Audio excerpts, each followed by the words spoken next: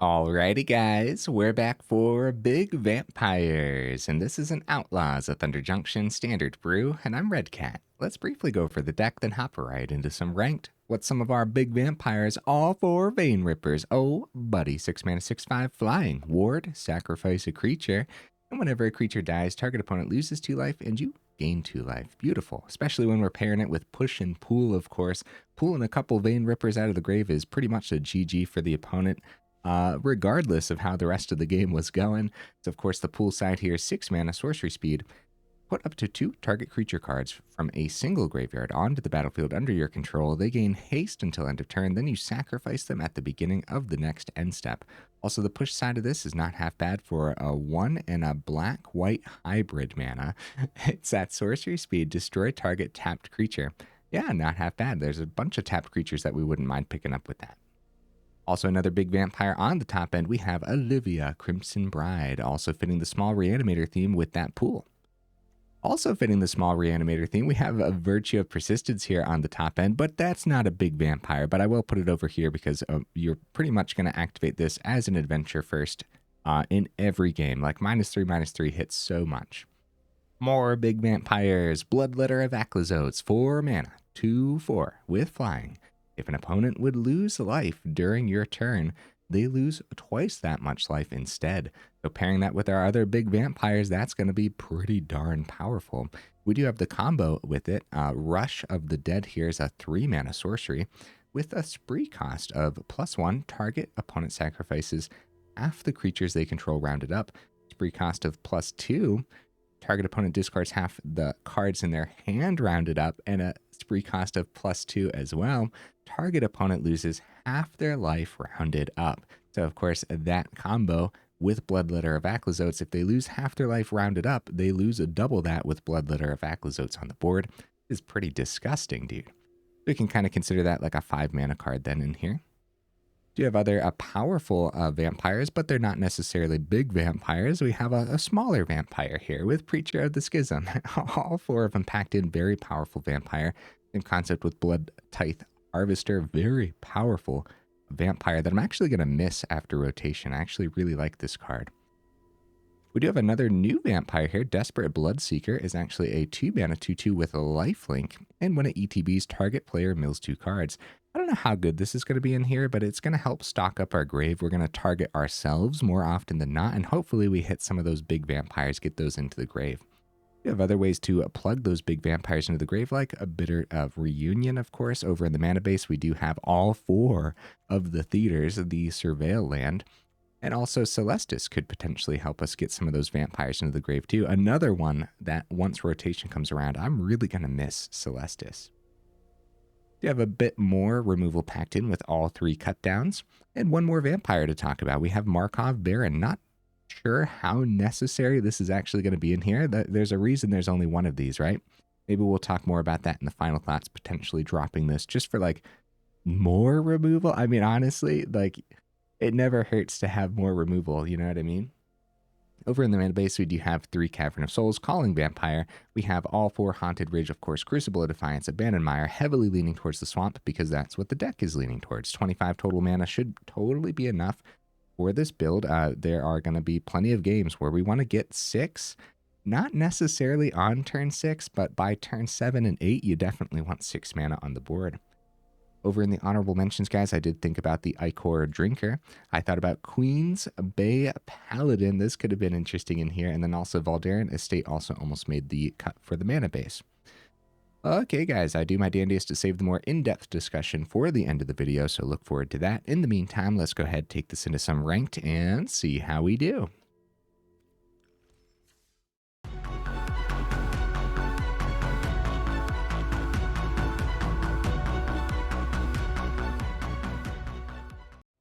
All right, we'll see if we can get right into that first game. In the meantime, what am I expecting from the build? I have no clue, man. I don't even know why I asked that question at the beginning anymore, you know what I mean? I'm obviously expecting a little bit. We've done a lot with push and pull in the past. It's an incredible card. Okay. I'm going to keep this. We go first. Start with the swamp to keep the cut down open. Probably go Crucible into Bitter Reunion depending on the draw. Commano, thank goodness we went first, guys. My goodness. It's too bad that cut down wasn't hitting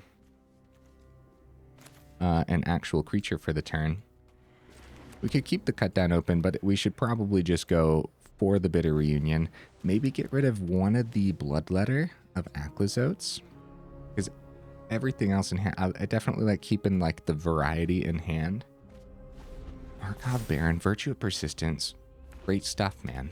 The lifelink on this is great. Okay, Commano. And they're going to go ahead and plot up a Demonic Ruckus. Alright, seeing mana here is not bad. So, Cavern is still going to call Vampire on time. We could keep the cut down open. Virtue Sorcery, of course. Rush of the Dead is not 3 mana. We survive long enough, we might just pull off this combo right away, which is kind of insane. I think instead of keeping anything open, I'm just going to play the Baron. The 2/2 lifelink. It's fine.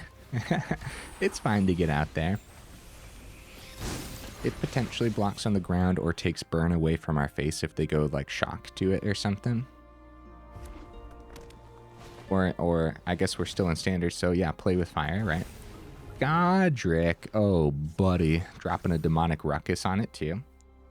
At that point, Godric was already in the air. I wonder if saving Demonic Ruckus for next turn... I guess they probably have a lot more permanence then in hand to get the Godric back in the air.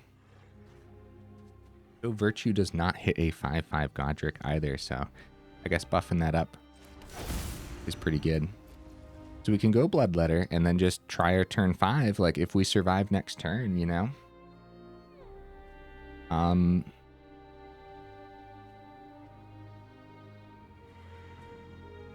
Outside of that, like we do have Virtue, we could keep the cut down open. Virtue gain 2, swing, go back up to 16. I think we just set up for the combo.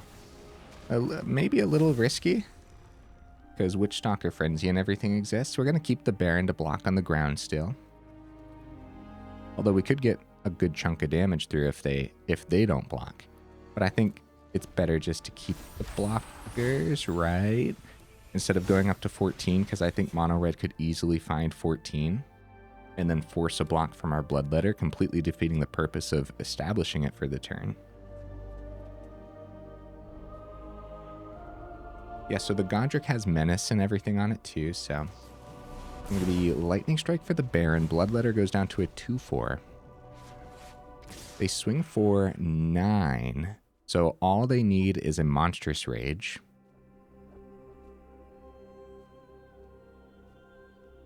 Unfortunately, I believe we are forced to block here or death is upon us. All right. It's usually going to be a Monstrous Rage if you're anticipating it, so poor Bloodletter. So, oh, it was double Monstrous Rage for their last 2 cards. Dude, GG opponent. Holy cow. Excuse me, guys, I'm losing my voice. Well, it is what it is against Mono Red, so I guess technically... So they had 16 on the board there with the double Monstrous Rage, because Godric went into the air, got the buff there too. So instead of playing Bloodletter, if we would have went for the cut down, swung for 2, gained... Whoa. That wasn't the order. It was Virtue. On the etching, gain 2, swing for 2. I guess we could have also just kept that back as a ground blocker anyways, right? So Virtue, keep cut down open would have been the best bet. Right? Well, I mean, yeah, playing the Bloodletter, I guess anticipating the fact that they were going to burn away at least one of the creatures could have helped us survive that game. But I still don't think, even if we played it safe with the spot removal, I still don't think we would have survived, although we would have had the cut down for the second etching that was flipping. Man, that's tough. Yeah, I guess keeping the removal would have been much better there.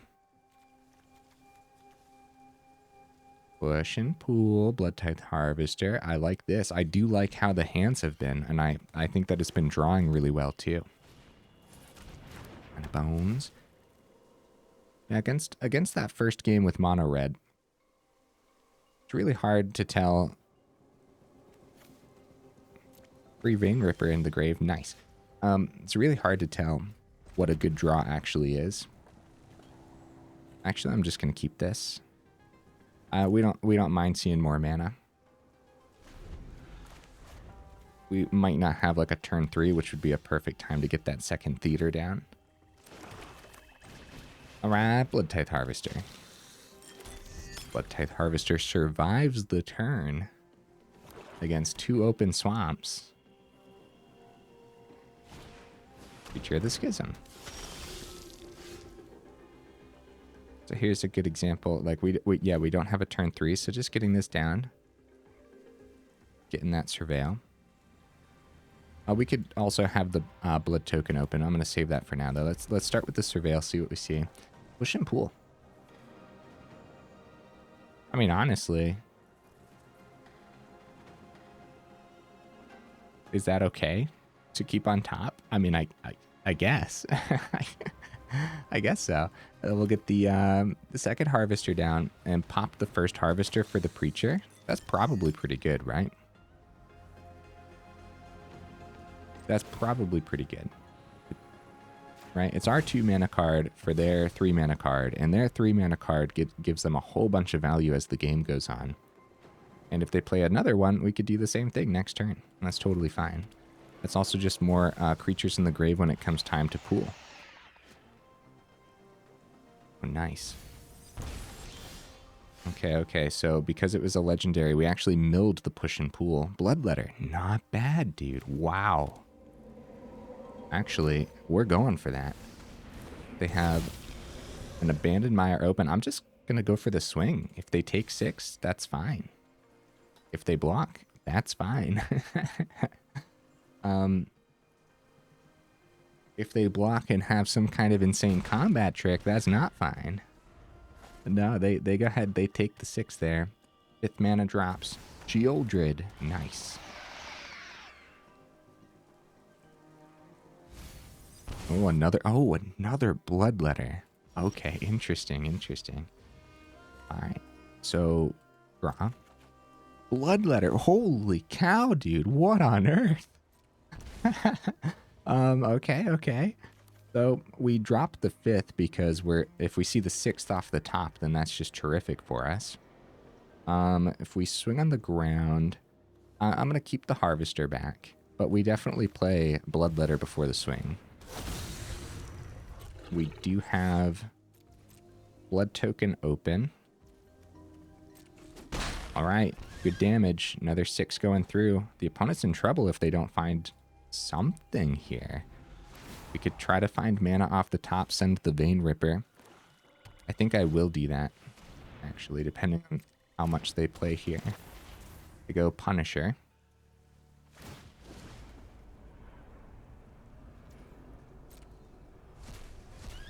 So they grab the Preacher. They go ahead and pay for the Preacher. They do not have blockers in the air, unfortunately, guys. And we can easily take the 4 from the Sheoldred here. And I guess we don't have to. We don't have to trade out the blood because we have the swing with the Bloodletters in the air. We'll take that draw. Down to 9. It was actually close. Game opponent. The Bloodletter after Bloodletter is kind of just insane, dude. And then look at that setup too. So if we wanted to, on the turn prior, we could have used the blood token, traded out the Vein Ripper, tried to find mana. We would be 1 card deeper, but we just didn't have to. I didn't want to do anything unnecessary and have the opponent concede before we had the fun swing with the double Bloodletters, right? But yeah, I'd say we were pretty stacked, even if they found removal for the Bloodletters, and then even if we would have had to play it out completely with the blood tokens and everything. That was cool, man. That was good stuff. Taking down mono black mid-range or mono black crimes, I suppose we could call it. Ooh, right into that next game. What you bringing to the table, opponent? You bringing some Mire? Is that what I'm seeing here? I'd love to see the Olivia do something today. So I'm gonna keep this. I love the extra surveils here. Actually, we don't have a turn 2. The Baron could be pretty slow as well. Actually, I'm gonna keep it though. Not 100% certain why I want to keep it, just like a gut feeling, I guess. All right, surveil again. Swamp. I guess I'm gonna keep it. I don't know. Yeah, that's fine. So on turn 3, it's probably gonna be Harvester, and then we don't have enough for the Convoke. Because we don't have enough creatures out there. We could just go Baron for 3 too. Oh, Aftermath Analyst. Okay, we gotta go a little faster here.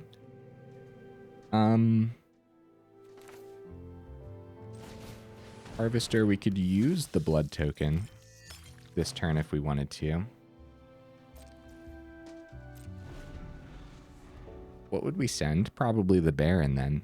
That way a creature's in the grave for when the Olivia actually comes down. And I don't think we want to get rid of the Olivia here because the only... Well, I guess there are a few ways to pull the Olivia back, but... I think that would be a little silly to me. Yeah, trading out's probably the best bet. While we have the open mana, we'll get rid of the Baron, so that way a creature's in the grave for the Olivia when it comes time. Oh, the Madness too. I completely forgot about the Madness cost. Well, we actually we can't cast it for the Madness cost. So what happens with Madness? You discard this card, discard it into exile. But when you do, cast it for its Madness cost or put it into the graveyard. So we decline and it goes into the graveyard. Okay, I wanted to read that to make sure because we'd never get to see Madness. Okay. So we could have done that this turn and still cast it out for a little bit of extra value. That also defeats the purpose of having that creature in the grave for the Olivia then too. Gem pool. All right, dude. Couple things for the turn.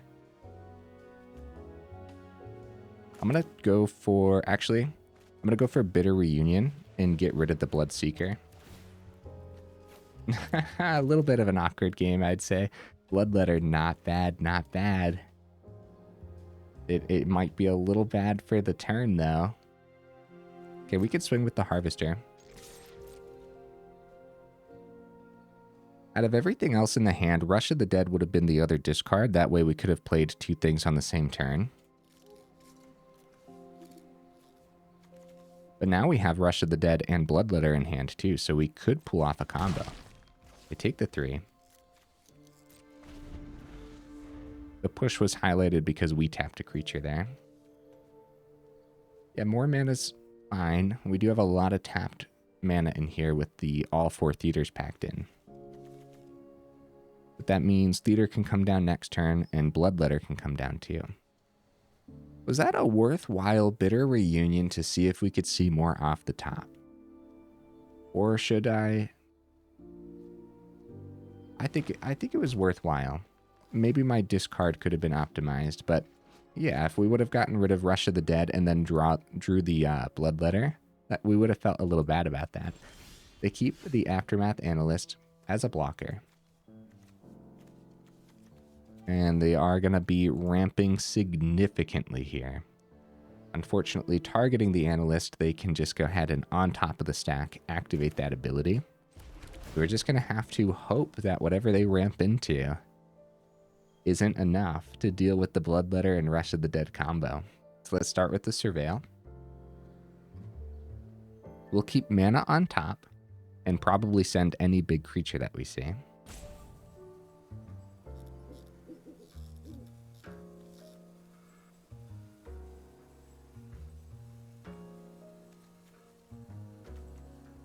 Yeah, so the big thing here then would be surviving the next turn.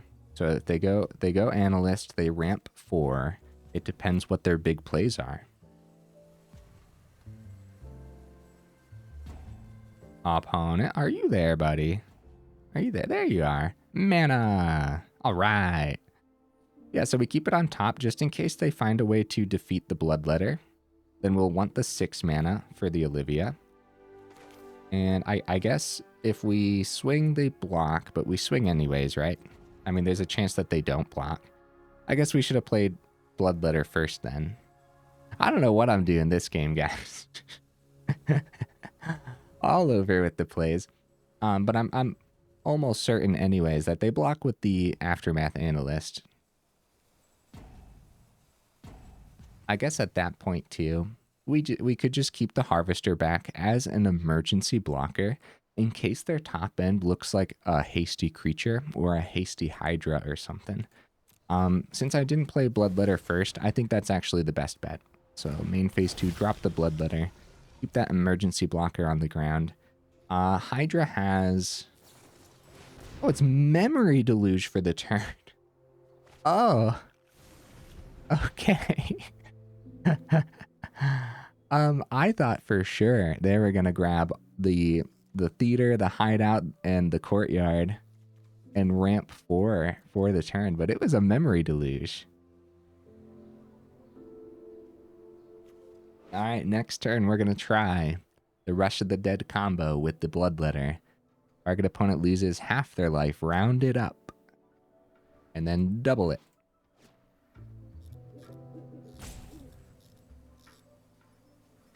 So yeah, if they do kill the Bloodletter somehow, right, then we'll have the 6 mana here off the Crucible.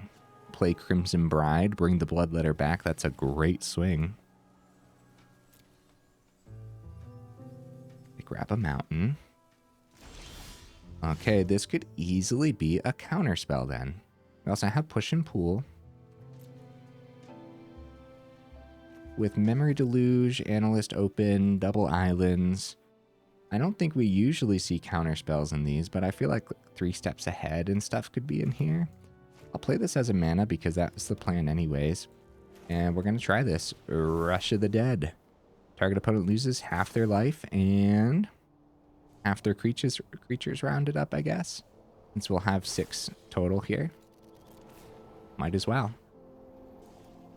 Target an opponent both times, and then you got to pay the 6.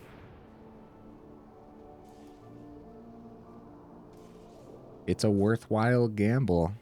Because, yeah, we don't see counterspells too often in these Teamer ramp builds.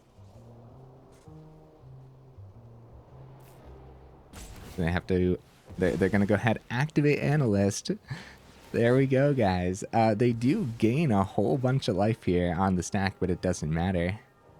Unless Rush of the Dead, the half is already... No, the half will be whenever it resolves on the stack. Not whenever it's cast. Right? Yes, I believe so. I believe the half would be whenever it resolves on the stack. So yeah, GG opponent. My goodness, dude. Holy cow. Wow. I didn't even know what I was doing half the time in that game. I apologize for that one, guys. Thank goodness we were still able to get there. Yeah. Now, in that turn prior to, I thought they were going to ramp and start doing their big things. So maybe they had no big things in hand, hence the Memory Deluge. Try to find some instead, right? All right, big vampires totally doing the thing right now. Let's keep the ball rolling. Bloodletter of Aclazotz, dude. What a card. What on earth, right? Yeah, every time we play with it too. All right. Next opponent has been found. What you bringing to the table, opponent? Oh, big green maybe? I'm down for some big green. I like taking the guess based on the opponent's avatar, but usually we're wrong. Okay. We go first. I'll give this a shot. We definitely like seeing the mana. A lot of things we can draw into all the time. Instead of keeping Cut Down open, we're just going to start with that Surveil. Creature of the Schism. Yep, we keep that. Oh, they also start with a Surveil. Oh no, the Metamorph combo. Oh dear. Okay, well, we gotta go. It might be a different version of the Metamorph combo. It might be. We don't get to see this too often. Essentially, yes, Abuelo's Awakening. They grab that to their hand. Yep, yep. Yep, okay, and then what it combos with is actually the Rakdos joins up, which is really good, man. It's probably Preacher of the Schism for the turn.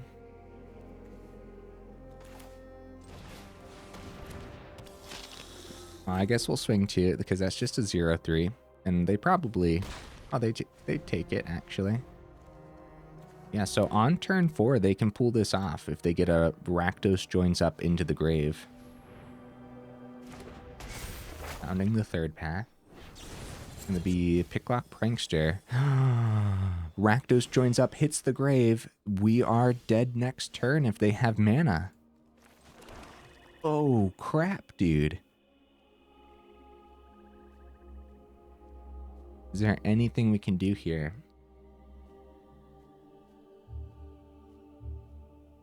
We can start with the Baron. We can trade out Baron and actually use the Madness for once, I guess. I guess that works. I'm pretty sure we're dead next turn, unfortunately, guys. So we'll do this. We'll get the Baron down. That's pretty good. Because it's kind of like a free draw then. We do have that swing. We stock up our hand beautifully, but mana from the opponent, Abuelo's Awakening. They bring back Rakdos joins up, and then bring back Hulking Metamorph. Copy the Rakdos joins up. One of them dies, and then the joins up ability activates. There's a good like. We haven't come up against this deck too often, but there's a good reason that we have been seeing it pop up. That's terrifying, dude. Founding the third path, perfect for it too with that extra mill. So even if they missed it on the Prankster, they potentially could have found it here as well. The Abuelo's Awakening is so cheap. Right on turn 4, you get to pull off this amazing combo. Pretty cool, man. It is. It's neat. That's 9 damage coming through, and then it loops, right?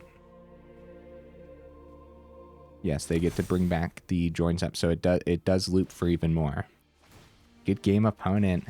We had a pretty wild setup actually too. I'm very, very satisfied with how the deck is drawing. Just like every creature we see, it's just like good to see. You know what I mean? The one of Markov Baron is an interesting choice. I think so far, I think we'll keep the one of Markov Baron. I'm not sure how necessary it is, but I do think that it's probably necessary to keep it as some form of creature.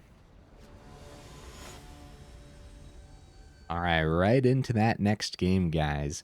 Making good time too. We're 4 matches in. We have time for 1 or 2 more, depending on what we're up against here. I want to see this Bloodseeker do something today too, other than get discarded. So we could keep the cut down open against a forest. No, I'm just going to start with that Surveil.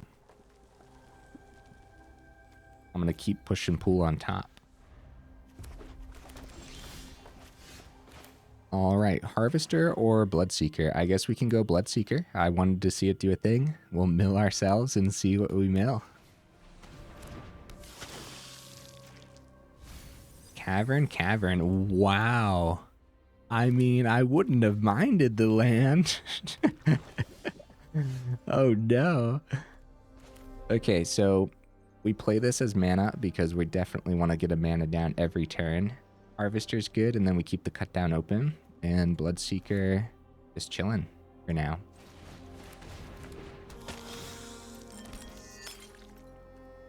Blood token open. No swings.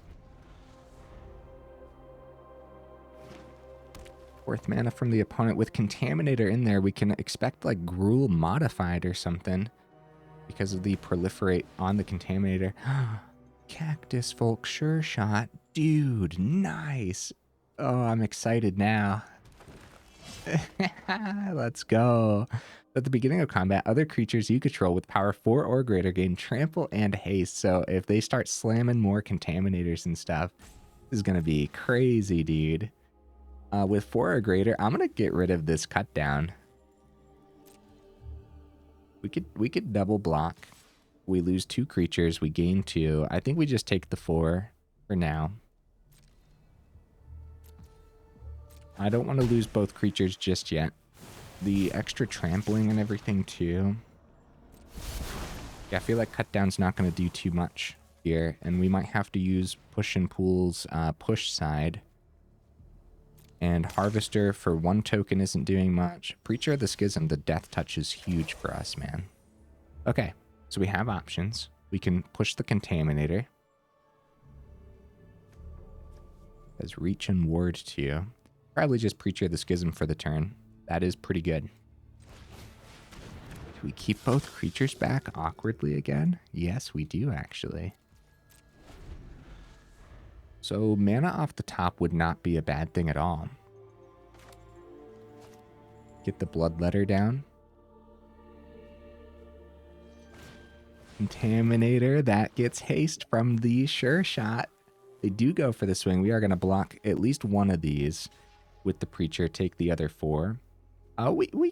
Man, I don't know about the double block.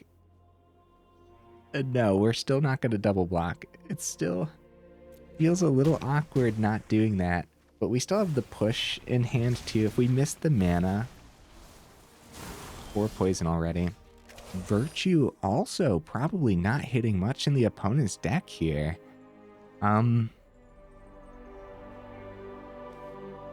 Since we're still 3 mana away from a pool, we should definitely just push this Contaminator. And then awkwardly hold blockers. Awkwardly hold blockers that we're not going to use. Oh, man. Dude, Sure Shot's a really cool card. Ooh, Stomper. They don't have enough mana, but yeah, that's totally what the deck is doing. Just things that are bigger. I'll take that. I'll take that. Oh, they might have Indestructible for it.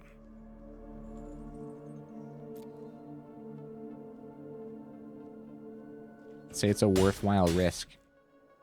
Back up to 14.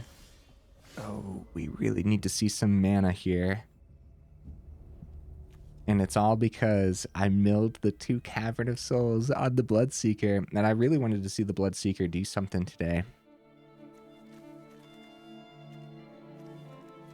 So, Stomper's not swinging yet anyways, unless they drop a mana and a second Stomper. But now, yeah, I'm going to hold this just in case they do have something a little bit smaller in the build as well. But it looks like power 4 or greater is what they're going for. Based on every creature they've played so far, they do find a mana. So if it is going to be like Stomper number 2, they will have 7. Trailblazer. Nice. It's going to be Gwenna. Okay. We do find the mana. It is very, very late to find this mana, but what that means, we can set up Bloodletter, and then even more mana off the top, we'd have Rush of the Dead if Bloodletter survives the turn. Although Virtue now hits the Outcaster, which would be a good hit, so that way they don't restock their hand. With Gwenna on the board too. No, I think we just risk it, man. I feel like a lot of the plays have been risky already. We just like try to establish that Bloodletter. See if we see mana off the top. If we don't, we'll try removal next turn. And we can double down on the removal too. Okay, Trumpeting Connoisseur. Thank goodness this Sure Shot is not on this board, dude. Holy cow. They do find a Stomper as well. And they still have Gwenna open. They could play another 4-drop. I guess it could be a Cactus Folk Sure Shot. It could be. We might be dead.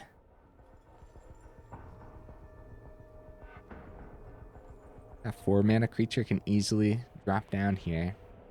Is there anything else too that could give haste to everything? for the 2 mana that they have, or another creature.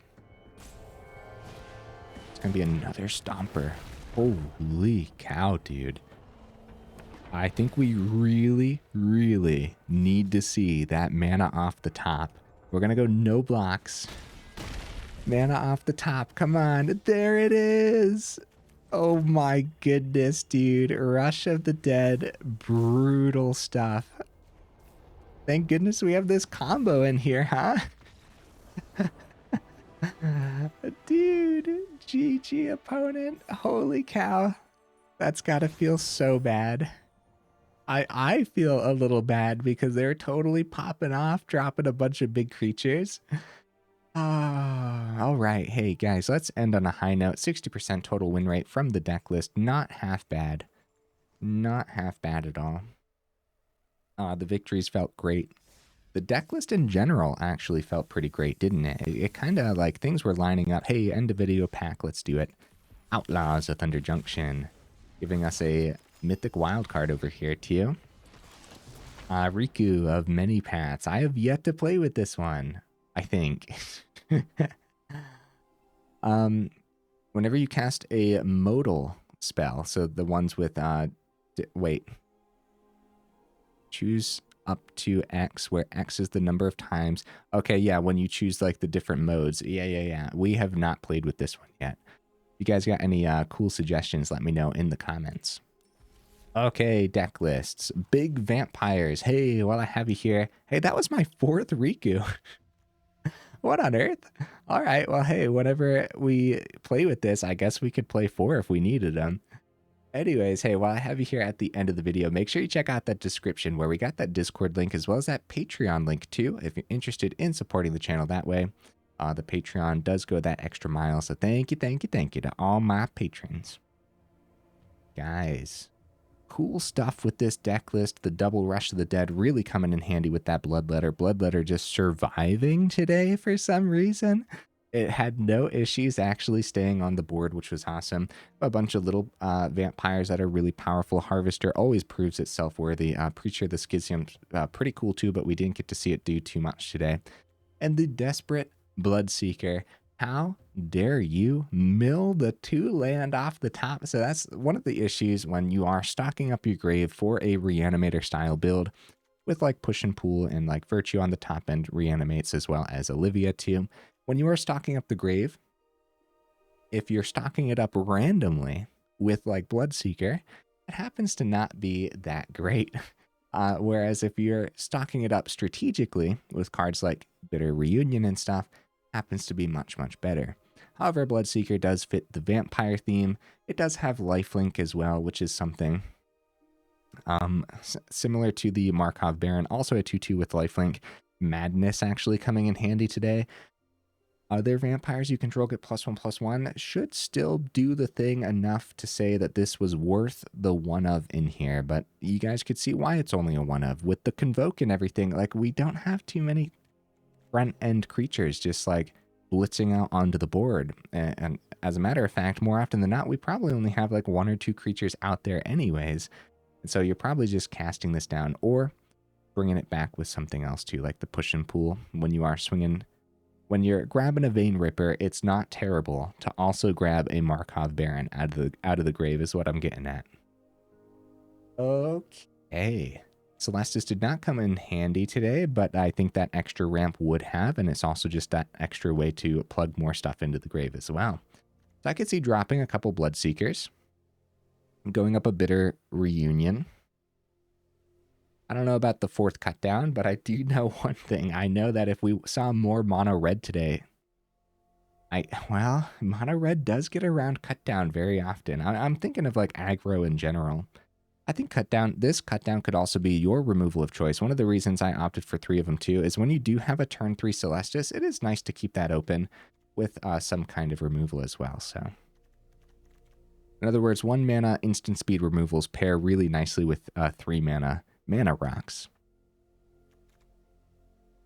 Is there anything else to say about the list? Yeah, other than dropping a couple Bloodseekers, going up a Bitter Reunion and another removal spell. I don't think so. The theaters didn't seem to hold us up that often. The tapped land was definitely slow. but the extra Surveil 1 is huge. And overall, the tapped land didn't really hold us up that much. In a build like this, too, there are going to be a lot of moments where on turn 3, you just don't need an untapped third. You just play the theater and play another 2-drop because of how our curve is actually set up here. Cool stuff, man. Did Vein Ripper even do a thing today? I don't think it did. Most of everything came from this Bloodletter of Aclazotz, but I'll tell you what, man, it's probably still worthwhile having all 4 Vein Rippers with all 4 push and pulls like that. That combo in and of itself, it's actually just like big Rakdos combos. We could have just called it that instead of vampires, huh? Pretty cool. I do like the 3 Cavern of Souls. I don't think it's going to hold us up for anything in here necessarily, unless for some reason you just happen to see all 3 Cavern of Souls and no other mana, right? But I don't think that's going to happen very often. And of course, the Haunted Ridge was perfect for this build too. Yep, good stuff, man. I liked it. Let me know in the comments, what would you add or take out? What did I miss for the build as well? Where in those games could I have just played it out a little bit better? Because there are definitely a couple of those where I felt that I played it out very poorly. So definitely let me know in the comments. And if you made it this far into the video, y'all are champions for real. I super duper appreciate you. And I will see you in the next video.